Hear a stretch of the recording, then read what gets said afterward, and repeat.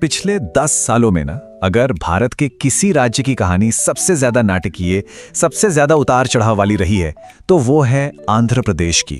ये एक ऐसी कहानी है जैसे किसी राज्य का 2 बार जन्म हुआ हो, एक बार गहरे संकट में और दूसरी बार एक नई जबरदस्त उम्मीद के साथ। जरा सोचिए, एक ऐसा राज्य जिसकी अपनी कोई राजधानी ही ना हो, उसे कैसे बनाया जाए। 2014 में आंध्र प्रदेश के सामने ठीक यही सवाल था, और इस एक सवाल ने अगले पूरे दशक की राजनीति, अर्थव्यवस्था और वहां के लोगों के भविष्य की, कह सकते हैं, पूरी कहानी ही लिख डाली।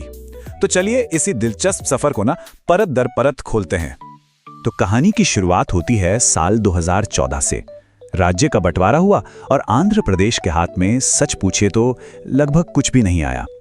ये एक ऐसी शुरुआत थी जिसे कहते हैं ना, स्टार्टिंग फ्रॉम जीरो। सब कुछ बिल्कुल शुरू से खड़ा करना था। अब जरा इन आंकड़ों को देखिए। ये उस वक्त की सबसे बड़ी, सबसे बुनियादी मुश्किल को दिखाते हैं। बंटवारे के बाद हुआ क्या कि आंध्र प्रदेश के हिस्से में आबादी तो आई 58%, लेकिन कमाई यानी रेवेन्यू वो मिला सिर्फ 48%। मतलब साफ साफ कहें तो लोग ज्यादा और पैसा कम।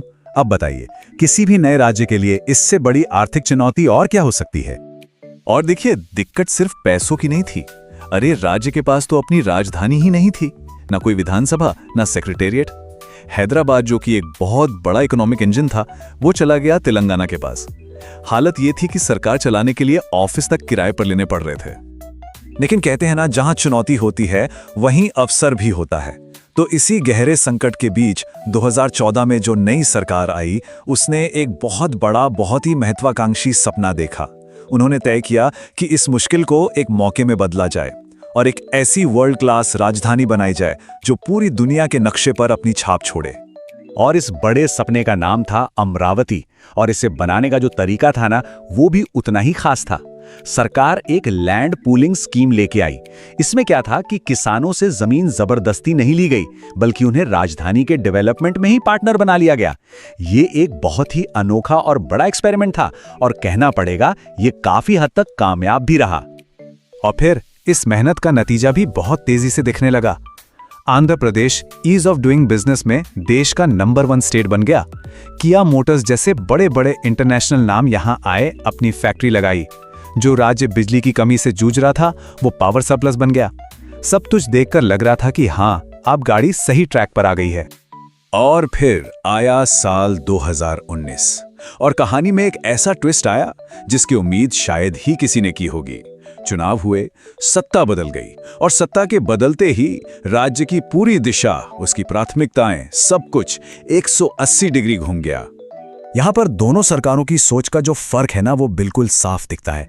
एक तरफ पहली सरकार का पूरा फोकस था लॉन्ग टर्म ग्रोथ पर, मतलब वर्ल्ड क्लास राजधानी बनाना, बड़े बड़े उद्योग लाना, इंफ्रास्ट्रक्चर खड़ा करना।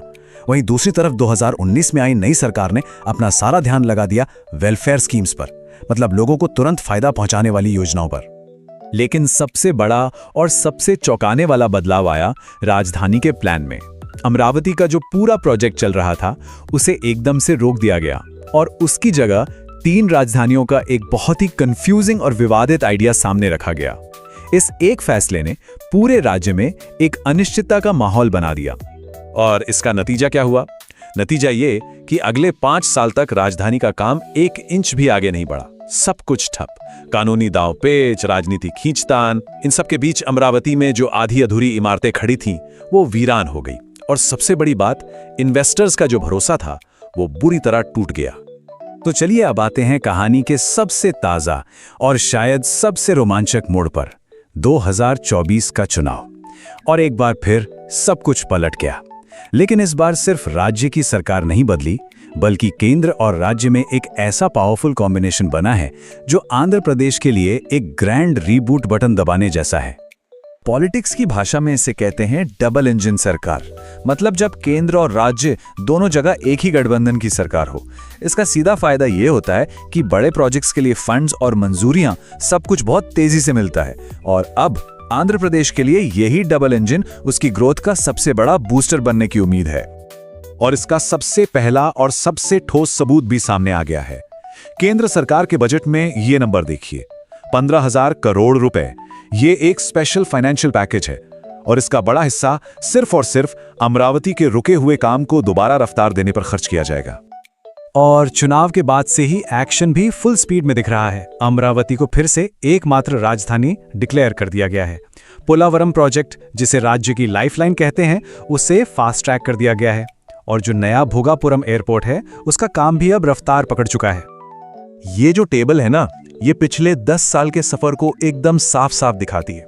सोचिए, 2014 में हर तरफ सिर्फ नहीं था, राजधानी नहीं थी, पैसा नहीं था, कोई साफ रास्ता नहीं था।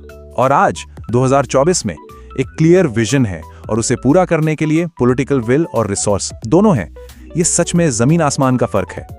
लेकिन इस सारे ऑप्टिमिज्म और नई उम्मीदों के बीच जमीनी हकीकत को भी समझना बहुत जरूरी है, क्योंकि आगे की जो राह है वो बिल्कुल भी आसान नहीं है। चुनौतियां अभी भी हैं और वो बहुत बड़ी हैं। और सबसे पहली और सबसे बड़ी चुनौती है ये आंकड़ा, लगभग 10 लाख करोड़ रुपए। यह राज्य पर कुल कर्ज का अनुमान है। ये इतना बड़ा बोझ है कि ये किसी भी अच्छी खासी योजना की रफ्तार पर ब्रेक लगा सकता है। तो एक तरफ तो ये भारी भरकम कर्ज है, दूसरी तरफ जो काम 5 साल रुका रहा, उसकी वजह से अब अमरावती को बनाने का खर्च भी कई गुना बढ़ चुका है। इसके अलावा युवाओं के लिए जॉब्स की बहुत बड़ी समस्या है। और हाँ, जिन आईटी कंपनियों का भरोसा एक बार टूट गया, उन्हें वापस लाना ये भी कोई आसान काम नहीं होने वाला। ये एक लाइन मुझे लगता है इस पूरी कहानी का निचोड़ है कि जहां 2014 में आंध्र प्रदेश अपने अस्तित्व के लिए लड़ रहा था, एक सर्वाइवल की लड़ाई, वहीं 2024 में वो ग्लोबल स्टेज पर अपनी पहचान बनाने का विजन लेकर खड़ा है। तो आखिर में सवाल यही बचता है, क्या डबल इंजन की ये नई ताकत कर्ज और पुरानी चुनौतियों के पहाड़ से ज्यादा ताकतवर साबित होगी? क्या आंध्र प्रदेश सर्वाइवल से निकलकर एम्बिशन की इस उड़ान को असल में भर पाएगा? इस राज्य का अगला दशक इसी एक सवाल के जवाब पर टिका है।